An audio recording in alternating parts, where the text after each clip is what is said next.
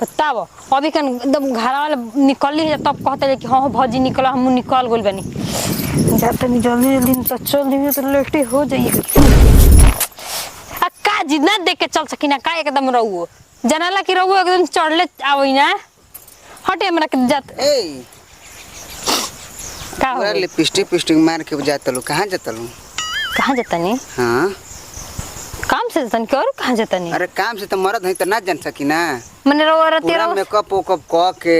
मान के मेकअप कइले बानी जरा तक कि ए सवारिया है कि हमें पूरा मेकअप थोपले बानी काहे ना अब हम घरे रहे ना त मेकअपे ना होला ओइ तर सादा सुदा रहेलू अच्छा कैसे लिपस्टिक कहता नहीं जी के सादा सुधा रही ना ना त हमरा आंख थोड़े बा हमारा आंख के आनर बनी के हम ना देखी ना है लिपस्टिक मार तरते रउआ से कहमी ना तो जाएगे कहां बा का रती हमर से को हम तो सूत गुरहं हम कहीं तो ना सुनोई ना सूत गुरहं सही के ना सुनोई और फिर कहते सही से ना माने कहां जाए के भाई बताब हम कहते बन कि सूत गुरहं हम ना सुने जा तनी रोप पे रोप पे हां बुचेर फोन कर ले कि निकल गुन चल तो इसे कनी जाता नहीं लिपस्टिक मरले बाड़ू रोपे जाता लो लिपस्टिक लौकता का रउआ के आज का नेवाई मरले बनी का ना मारी ना का ना नहा धो के थोड़े ना कोनो करी ना पूरा साड़ी उड़ी पहिर के झमकावत जाता लो हम तो जानते कोई जाता नहीं एकदम मीटिंग में झमकावे जाता नहीं लेव में जाए के बा रोपनी करे के बा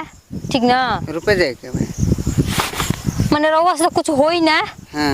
बैठला से हमको कोनो काम मिली ना माई खियावतली हमरा से नहीं क्या होता हम माई पे जइबे मत करे हम ठीक ना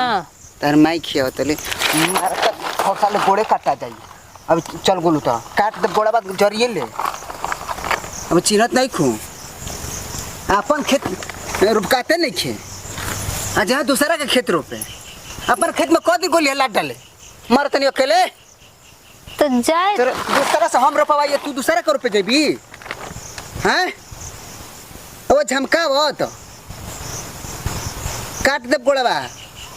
हल्का मिले तली मरद के हल्का मिले तली हैं को दिन कहनी कि नहीं चल रे चल रुपए के बाद हम दूसरा से रुपये हो आज तू जाते दूसरा के रुपये पैसा मिलता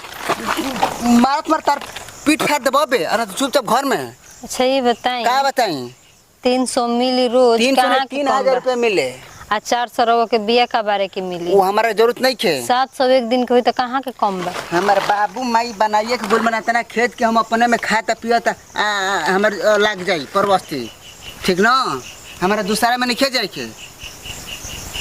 आज भर जाए दी आज भर रात भर जाइबू आज भर जाइबू